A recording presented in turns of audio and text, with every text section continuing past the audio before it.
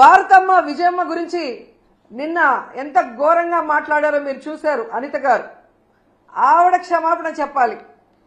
అలాగే నన్ను బండారు సత్యనారాయణ ద్వారా ఎంత దారుణంగా ఎంత బూతులతో మాట్లాడించారో దానికి బండారు సత్యనారాయణ మాట్లాడించిన చంద్రబాబు నాయుడు లోకేష్ క్షమాపణ చెప్పాలి. అలాగే మీరు చూస్తే ఆఫీసర్స్ ని గతంలో హోమ్ మినిస్టర్ గా చేసిన సుచరిత గారిని అలాగే నన్ను చాలా వల్గర్ గా మాట్లాడిన ఇప్పటి స్పీకర్ బండారు సత్యనారాయణ గారు క్షమాపణ చెప్పాలి.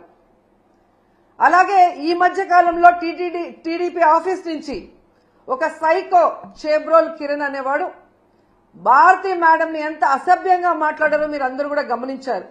మరి టీడీపీ ఆఫీసులో అతనితో మాట్లాడించిన చంద్రబాబు నాయుడిని లోకేష్ ని క్షమాపణ చెప్పాలి. వాళ్ళ మీద కేసులు కూడా పెట్టాలి అంత ఘోరంగా మాట్లాడినందుకు. నిన్న మీరు చూస్తే మూర్తి గారి డిబేట్ లో సంబంధమే లేకుండా రేణుకా చౌదరి గారు ఎంత అడ్డదిడ్డంగా మాట్లాడుతుందో మనం గమనించాం. మరి ఆవిడ మీద ఎందుకు కేసు పెట్టలేదు? మూర్తి గారి మీద ఎందుకు కేసు పెట్టలేదు?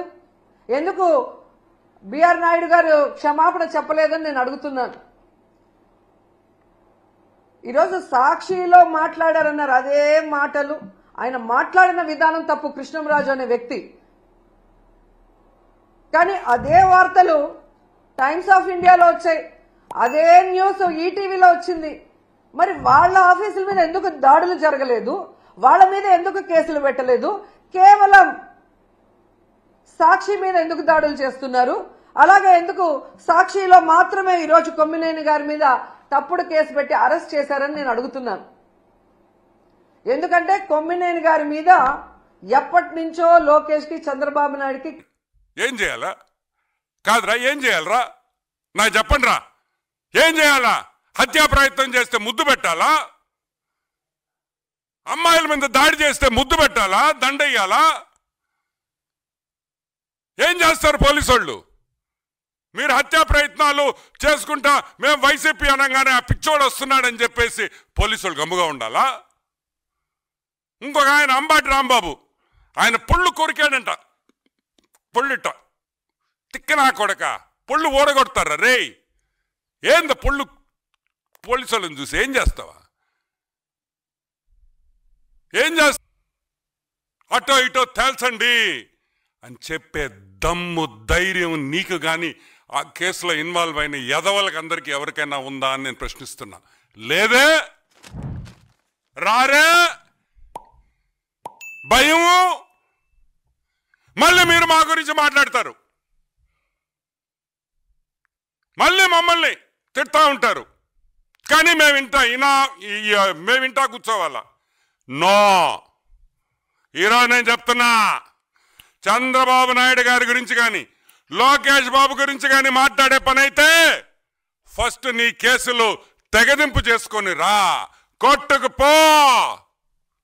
దమ్మున్న మగాడి అంటావు కదా, పో కోర్టుకి. 6 నెలల్లో రోజు నేను ఈడ కూర్చుంటా, నా ట్రయల్ కంప్లీట్ చేయండి అని చెప్పే దమ్ము ధైర్యం లేనోడివి తెలుగుదేశం పార్టీ గురించి కానీ తెలుగుదేశం పార్టీ విధానాల గురించి కానీ మాట్లాడే హక్కు కూడా లేదని కూడా నేను మనవి చేస్తున్నాను. ఇంకోటి కూడా చెప్తున్నాం, చెప్పుతో కొట్టాలా?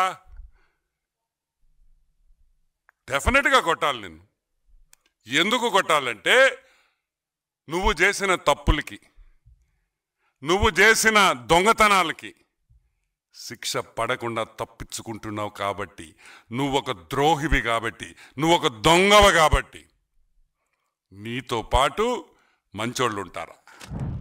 ఎట్లుంటారు? నీ సీఎంఓ, నువ్వు సీఎంగా ఉన్నప్పుడు సీఎంఓలో ఉండే వాళ్ళందరూ దొంగలే, నీ మంత్రులందరూ దొంగలే, నీ చుట్టూ ఉన్న బ్యాచ్ అంతా దొంగ బ్యాచే, నీకుండే మెయిన్ కార్యకర్తలు సగం మంది ఇటువంటి వాళ్లే, మంచోడు ఎవడు నీతో ఉండడు. కాబట్టి జగన్మోహన్ రెడ్డి చంద్రబాబు నాయుడు గారికి క్షమాపణ చెప్పాలి.